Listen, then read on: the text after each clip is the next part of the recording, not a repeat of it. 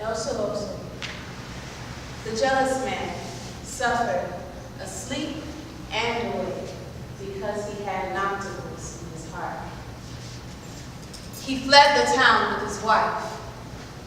Young was she. He went to the mountain and built their house in the most hidden place. Ya está seguro. He was safe now, alone with his woman like the vine. Bound by the trees, he lived in peace. 1 year passed, and another came without bringing or taking a thing. The man was setting traps for birds. One summer day, a day with a white flaming sky, the wife went alone to the river.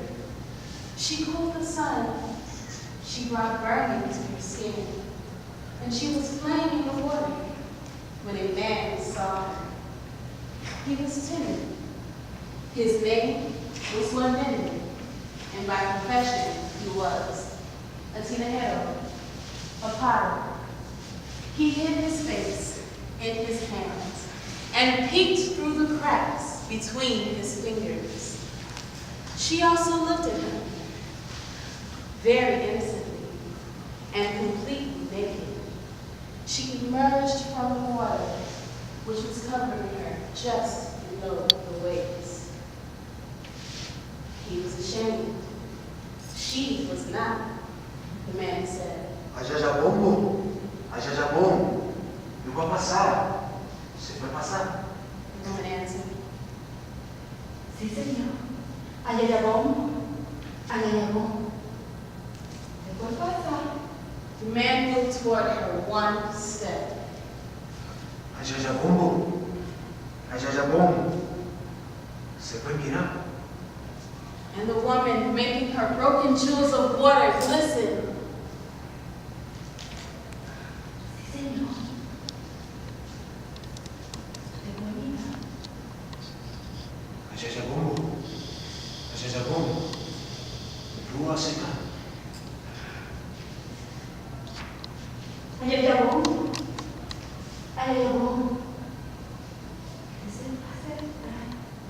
The man moved toward their meeting with the same sensuality as the current. They were very close to one another. He said, Ajajabombo, ajajabombo. Você vai tocar? and she, Ayayabom, ayayabom.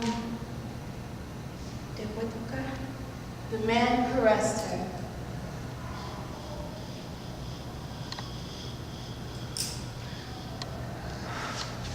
Ajajabombo, ajajabombo. Você vai besar? The woman offered her lips.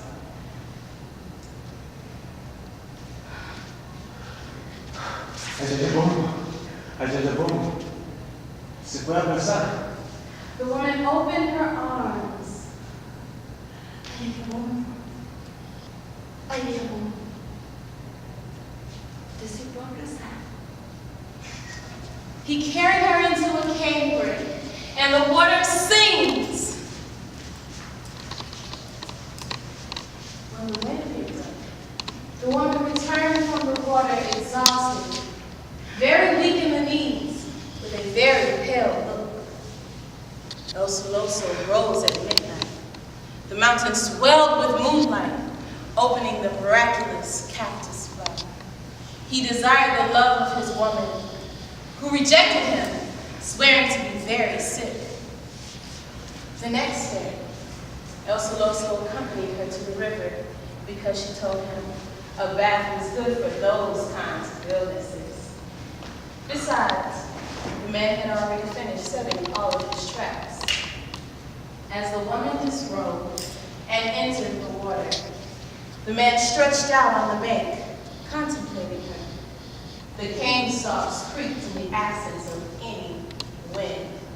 He said to himself, my woman is sick, and he wanted to think of something else, but his desire grew in the immense heat. He went to her, and she denied him. He had her pinned by the wrist, saying furiously, Agora, eu quero! and he was dragging her by force, and she said, what? And whispered The man looked astonished. Here in the river? Yesterday, She said, crossing her arms. se me cayó. Then the man, doubling over in pain, his voice cracking, asked the water, ¿Cómo fue?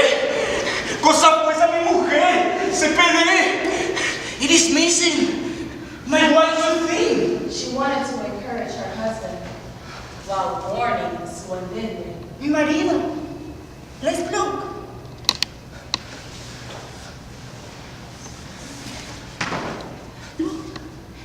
They looked between the pebbles and the reeds. The man picked up bark, a little mud, and even a leaf, and would show it to her. Su thing is missing. Mi mujer. Alexis. Solamente. And then the straw. Así no es. She suggested they split up and go in opposite directions. The man went to the river below, and the woman went faster. Solamente. And then the straw. Mi marido. Mi marido. Venga para allá. Quietly, the woman got closer and closer to the cane stump. The man went further away. In desperation, looking, examining everything, and complaining. Mi mujer. Cosa pues se perdí. La perdí. Mi mujer. Se perdió. Swandende came from his hiding place and wrapped his arms around the woman, who all the while shouted in pleasure over and over again. Mi marido. Reita. Bueno, bebé. Bueno, bebé. ¡Ah! ¡Dios mío! ¿Cómo fue? Swandende, El Tibijero, took the woman from the mountain and returned with her to the town. And everyone laughed at the man who wanted to be like the vine.